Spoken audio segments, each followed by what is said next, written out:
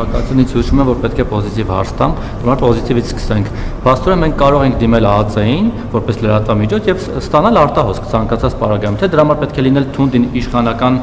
լրատվամիջոց ցանկալի է օրինակ ձեր հետ փոխկապակցված լրատվամիջոց, որ իրենք պետական գաղտնիք հանդիսացող կամ չգիտեմ, տեսանյութեր տան։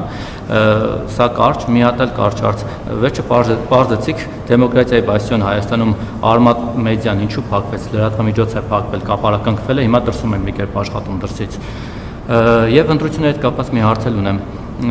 Փաստորեն ստեղծվել է մի ունիկալ իրավիճակ եւ համ իշխանությունն է դժգոհ ընտրությունների արդյունքներից, համ ընդդիմությունը։ Իշխանությունը ընդդիմությանը մեղադրում է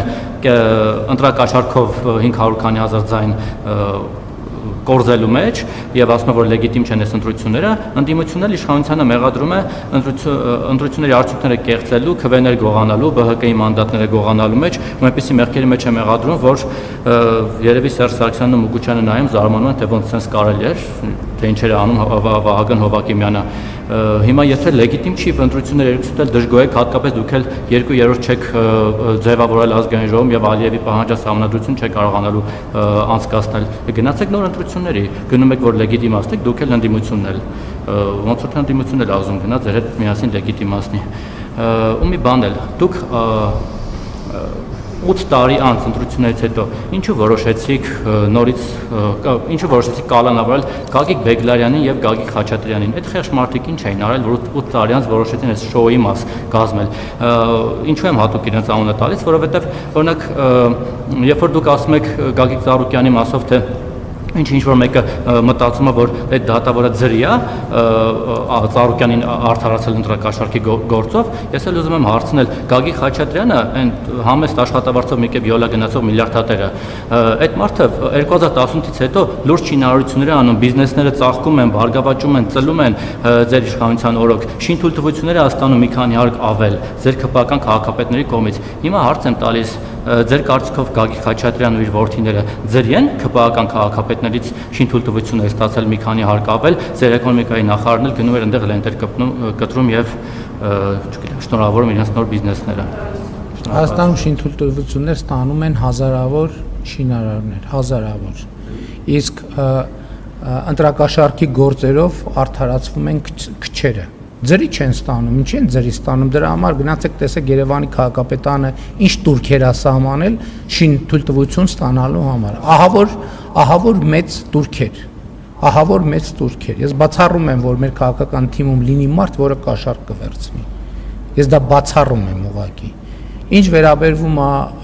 մյուս հարցերին, այդ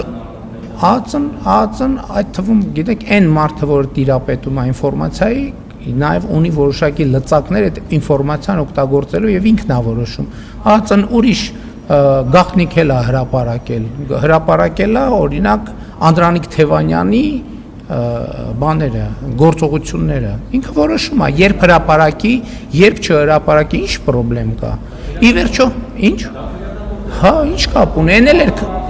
այն էլ էր քրեական գործ։ Այն էլ էր քրեական գործ եւ այդ թվում պետական անվտանգության հետ կապված իրադրություններ։ Կարա որոշում կայացնի, հետո այ որոշե, որ այսինքն պետությունը չի կարա իր որոշումներ կայացնել եւ ինչ որ գործողություններ անի, ի՞նչն է խնդիրը։ Կամ նշանակում է, որ ով պետությունը ինչ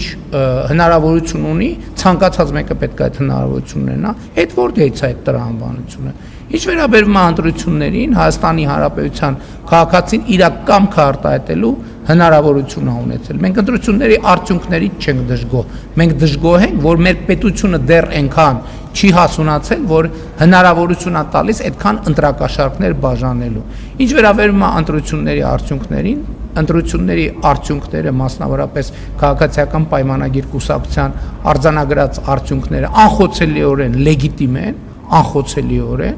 եւ ընտրությունների արդյունքներն էլ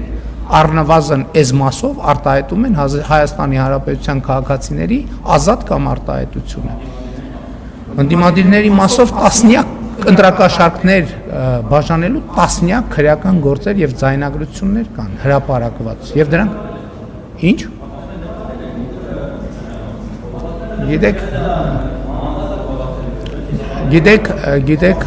գիտեք ասելը ուրիշ բան է, ապացուցելը ուրիշ բան է։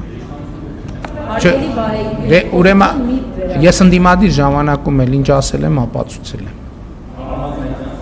Արմատ մեծան չեմ հասցրել, չեմ հասցրել։ Եվ դա իմ գործը չի, իրավապահների թեման է, իրանք։ Հարգելի վայր, շնորհակալություն ձեր հարցի համար, հաջորդ հարցի իրավունքը հանրային ռադիո։ Որ փակվելա ինչ գործ ունի լրատվամիջոցը։ Չպետք որ փակվելա, լսեք, փակված լրատվամիջոցը ինչ գործ ունի երկրի վարչապետին հարց տալ։ Ֆիզիկապես ձեր նշած լրատվամիջոցը ամենապարտաճանաչ մասնակիցն է, որ փակվելա ինչ անում։ Լրատվամիջոցը գործում է, կարող է դռների հետևում ուրիշ բան կա, իրավապահները պետքա պարզեն։ Ձեր խնդիրը դուռն է, թե լրատվամիջոցը։ Դե այդ տեսակ մի րոպե, տեսակ որ խնդիրը ոչ թե լրատվամիջոցը, այլ տարածքի մասին է։ Տարածքը ըստ այդմ ենթադրում եմ ասում է քրեական գործով։ Շատ լավ։ Լրատվամիջոցը երկրի այդ որտեղ է փակված լրատվամիջոցը երկրի վարչապետին հարց տալիս։ Այդ անտրամաբանական բան եք ասում։ Եվ այսպես հաջորդած հանրային ռադիոյի Հասնենա որ լրատվամիջոցը երկրի վարչապետին հարց է տալիս եւ ընդ որում ոչ մի անգամ հետն էլ հակաճառում է, ոչ միայն հարց է տալիս, այլ ընթացքում էլ բան անում, ընթացքում էլ զուգահեռ խոսում է։ Փակված լրատվամիջոցը, ահա որ բռնաճնշումների ենթարկված, ճնշված, խոսքի ազատությունից զրկված, բռնադատված,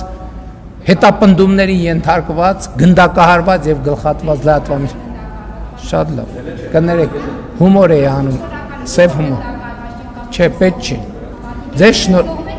Ձեզ շնորհակալություն, որ մեր բրիֆինգներին մասնակցում եք։ Շնորհակալություն։ Բարձր ենք գնահատում շատ։ Հարգելի գործընկերներ, թույլ տվեք հանրային ռադիոյի հարցը։